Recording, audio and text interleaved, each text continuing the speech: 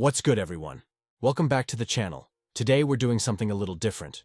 We're throwing some of GTA's most notorious antagonists into the brutal world of Yakuza and seeing who would actually make it out alive. And trust me, the results might surprise you. Let's start with our first victim, and I mean that literally. Catalina from GTA 3 would get absolutely bodied in the Yakuza world. And here's why this is basically a death sentence waiting to happen. The Yakuza world runs on something Catalina has never heard of: respect and loyalty. These aren't just nice-to-have qualities. They're literally the foundation of how business gets done. You show respect to your elders, you stay loyal to your family, and you follow the code. Catalina, she's out here betraying Claude, switching sides faster than a TikTok trend, and caring about nothing except filling her pockets. In Kamurocho, that kind of behavior gets you a one-way ticket to the bottom of Tokyo Bay.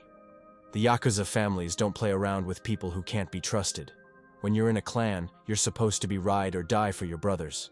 Catalina would probably try to sell out her own patriarch for a quick payday. And the moment she does that, it's game over. And let's be real about her attitude problem. Catalina's whole vibe is chaos and disrespect. She's screaming at everyone, talking down to people and acting like the world owes her something. Try that energy with a Yakuza lieutenant and see what happens. These guys have been through hell to earn their positions, and they're not about to let some unhinged outsider disrespect the organization they've dedicated their lives to. Plus, the Yakuza world actually has honor codes and traditions that mean something. Catalina operates purely on greed and impulse. She's never shown any ability to think long-term or build genuine relationships based on mutual respect. In a world where your reputation and word are everything, someone who changes loyalties based on who's paying the most this week is basically signing their own death warrant. The crazy part is, Catalina might actually think she could manipulate her way to the top, but Yakuza veterans have seen every trick in the book. They'd spot her fake loyalty from a mile away and handle the situation accordingly. And by accordingly, I mean she'd probably end up as an example to others about what happens when you don't respect the family structure. Next up we have Sonny Forelli, and honestly, this one's almost sad because he'd probably think he has what it takes. Sonny's got the money, he's got the connections, he talks a big game. But the Yakuza world would expose him for what he really is: a coward hiding behind other people's muscle. Here's the thing about Yakuza culture that Sonny would never understand. Respect isn't just about having money or being the boss. You earn respect by proving you can handle business personally when it matters. The biggest Yakuza patriarchs didn't get where they are by sending other people to do their dirty work while they hide in their mansions counting money. They climbed the ranks by showing they could throw down when necessary. Sonny's whole strategy is staying far away from any actual danger while other people handle the real work. That might fly in the American mob where you can just buy protection and influence. But Yakuza families expect their leaders to have that warrior mentality. When push comes to shove, can you handle yourself in a fight? Can you face down an enemy clan leader without your bodyguards? Sonny would fold like a lawn chair. Remember how he dealt with Tommy Vercetti. Instead of confronting the situation head-on like a real leader, he sends waves of expendable guys while staying safely back in Liberty City. That kind of leadership would get him zero respect in the Yakuza world. You can't build a reputation as someone worth following if you're always hiding behind your money and never proving yourself. The Yakuza world is built on the idea that strength comes from within, not just from your bank account. Sonny's got all this wealth and power, but when it comes to actually backing up his threats personally, he's nowhere to be found. In Kamurocho, the other family bosses would see right through that fake tough guy act and probably challenge him to settle things the traditional way, one-on-one. And we all know how that would end for our boy Sonny, Tenpenny. Now here's where things get interesting, because Officer Tenpenny would not only survive in the Yakuza world, he'd probably thrive. And that's honestly terrifying to think about. But hear me out on why this corrupt cop would fit right into the Japanese underworld. Tenpenny's whole game is about understanding power structures and making himself indispensable to the right people. In the Yakuza universe, there's always this complex relationship between the families and law enforcement, politicians, and legitimate businesses. Tenpenny would immediately recognize these connections and start working his way into becoming the perfect middleman. Think about how he operated in Los Santos. He didn't just take bribes and look the other way. He actively gathered information, manipulated situations, and made sure he had dirt on everyone who mattered. That's exactly the kind of skill set that would make him valuable to Yakuza families. Need someone to tip you off about police raids? Tenpenny's your guy. Want to know which politicians are planning to crack down on organized crime? He's already got the intel. The genius of Tenpenny's approach is that he makes himself too useful to eliminate. He's not just some corrupt cop taking money. He's providing genuine value through his connections and inside knowledge. In the Yakuza world, that kind of asset would be protected because losing him would hurt business operations. Plus, let's be real about his manipulation skills. Tenpenny knows exactly how to read people and figure out what they want to hear.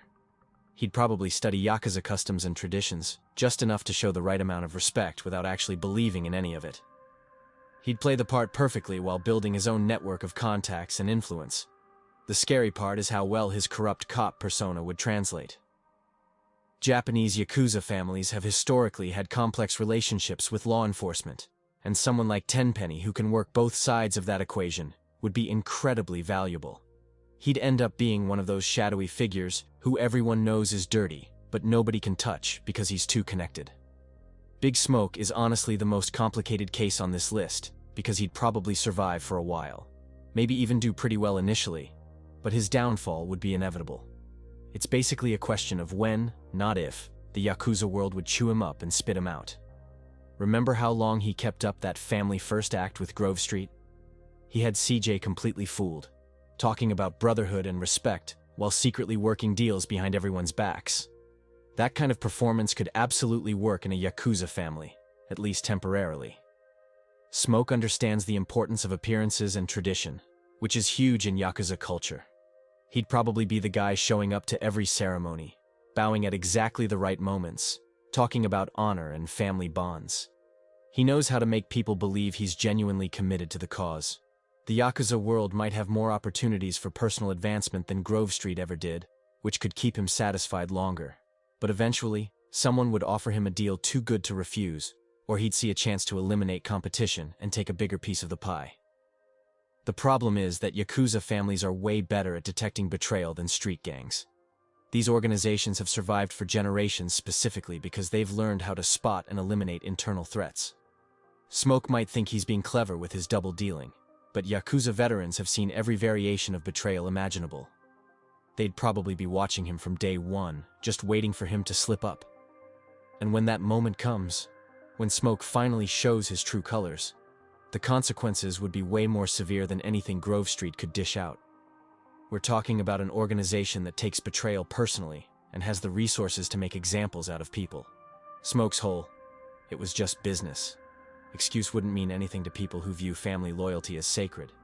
Dmitri Raskolov would get absolutely demolished in the Yakuza world, and it's honestly kind of hilarious how fast it would happen. This man has turned betrayal into an art form, but that's exactly why he'd be signing his own death warrant the moment he stepped foot in Kamurocho. The thing about Dmitri is that he doesn't just betray people occasionally when it benefits him. Betrayal is literally his default setting. He betrayed his own childhood friend, Mikhail Faustin. He betrayed Nico multiple times. He even betrayed his business partners when it was convenient. This guy switches sides so often you'd need a scorecard to keep track of his current loyalties. The Japanese organized crime world is built on these incredibly tight-knit family structures where everyone has to know they can count on each other. Dmitri would probably try to play multiple families against each other simultaneously, thinking he's being clever. But that's basically speedrunning your way to a shallow grave. The Yakuza world also values consistency and honor in a way that would be completely foreign to Dmitri. When you give your word to someone, especially to a patriarch or senior member, that's supposed to mean something permanent. Dmitri's whole approach to agreements is treating them like suggestions that he can ignore whenever something better comes along. That kind of attitude would get him marked for elimination faster than he could say, "It's just business." Dmitri is slimy in a way that people can sense immediately. He's got that fake charm thing going on, but experienced Yakuza members have been dealing with manipulative people their entire careers. They'd see right through his act and probably wouldn't even bother trying to work with him. Why risk having a known backstabber in your organization when you could just eliminate the problem before it starts? The ironic part is that Dmitri probably thinks his constant betrayals make him smart and adaptable. But in the Yakuza world, that same behavior would make him the most obvious target imaginable. He'd be the guy everyone agrees needs to disappear.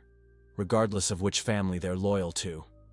Devon Weston is honestly one of the more interesting cases because he'd probably survive longer than Sonny Forelli, but he'd still end up getting himself killed, just in a completely different way. Where Sonny's problem is being a coward, Devon's issue is that he can't help making enemies out of people who could destroy him.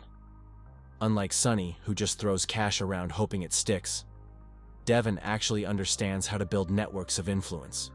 He's got politicians, law enforcement, business leaders, all the kinds of connections that would make him genuinely valuable to Yakuza families who need to operate in legitimate society. Devon would probably do pretty well initially because he understands that corruption is a two-way street. He knows how to offer favors, provide access, and make himself useful to powerful people. In the Yakuza world, someone who can open doors to government contracts, real estate deals, and political protection would be treated like gold.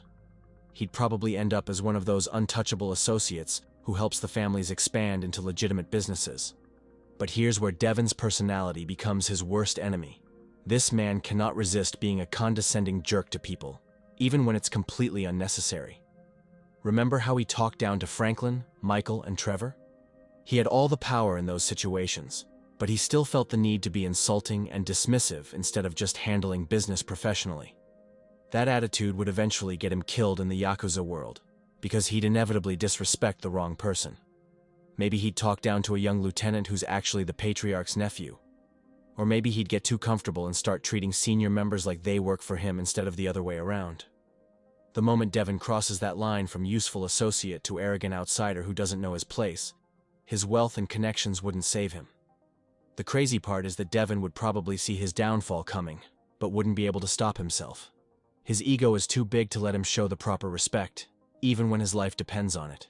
He'd rather die than admit he's not the most important person in the room. And in the Yakuza world, that attitude is literally a death sentence. And we are done. Let me know in the comments which antagonist you think would survive best. Subscribe to the channel and I'll see you in the next video.